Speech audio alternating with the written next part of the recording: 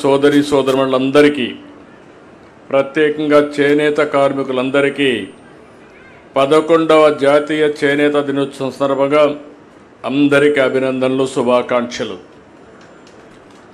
భారతీయ శక్తికి, సంస్కృతికి, సాంప్రదాయానికి శతాబ్దాల క్రితమే ప్రపంచవ్యాప్తంగా ఖ్యాతి తెచ్చింది మన చేనేత. చారిత్రక ఆధారాలున్నాయి. కాకతీయుల కాలంలో నాణేలపైన నేతన్నల ముద్రలుండేటివి. బ్రిటిష్ వాళ్ళు మన దేశానికి వచ్చిన దానికి కారణం వ్యాపారం. ఆ వ్యాపారం ఏంటంటే చేనేత కార్మికులు నేస్తున్నటువంటి బట్టలు ఇక్కడ కొని వేరే దేశాలకు పంపించి వ్యాపారం చేసేవాళ్ళు. అక్కడి నుంచి వాళ్ళ ఆలోచన విధానంలో మార్పు వచ్చింది. మార్పు వచ్చిన తర్వాత మెషిన్లు పెట్టి చేనేత కార్మికులకు ద్రోహం చేసే విధంగా ఇక్కడి నుంచి ముడి సరుకు తీసుకుపోయి అక్కడ బట్టలన్నీ తయారు చేసి మళ్ళా మనకు పంపించారు. దీనివల్ల చేనేత కార్మికులు పూర్తిగా దెబ్బతిన్నారు. అందుకే మీరు ఒక్కసారి చూస్తే స్వాతంత్ర సమరంలో ప్రతి ఒక్కరూ ఒక ప్రేరణ ఇచ్చారు. ఖద్దరు బట్టలే ధరించాలి, మనం నేర్చినటువంటి ఇదే మనం చేయాలని నూలు వడకడం దగ్గర నుంచి దేశభక్తి చాటి చూపించారు. 1905లో స్వదేశీ ఉద్యమంలో భాగంగా ఆగస్టు 7న విదేశ బట్టల్ని బహిష్కరణ చేశారు.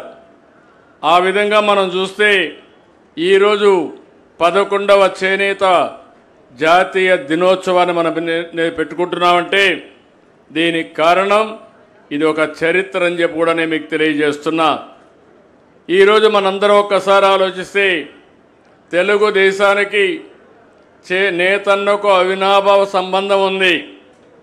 మొట్టమొదటిగా ఎన్టీ రామారావు గారు ఏదైతే పార్టీ పెట్టిన మొదటి సంవత్సరం సగం ధరకే చీరా దోవతి ప్రవేశపెట్టి నేతన్నకి ఉపాధి కల్పించిన పార్టీ, ఉపాధి కల్పించిన నాయకుడు నందమూరి తారక రామారావు గారని చెప్పి మీకు తెలియజేస్తున్నా. అక్కడి నుంచి ప్రారంభించాం. ఈరోజు ఒకసారి చూస్తే వ్యవసాయం తర్వాత ఎక్కువ మంది ఆధారపడే ఏకైక పరిశ్రమ చేనేత పరిశ్రమ. దగ్గర 1,22,644 కుటుంబాలు దీనిపైన ఆధారపడతాయి. నేను చాలాసార్లు పోరాడాను. 40 సంవత్సరాలు నా జీవితంలో రాజకీయ చరిత్రలో ఏ ఒక్క వర్గానికైతే ఎక్కువ పోరాడని అడిగితే అది ధైర్యంగా చెప్పగలుగుతాను. ఈ చేనేత వర్గం కోసం రాజీ లేని పోరాటం చేశాం.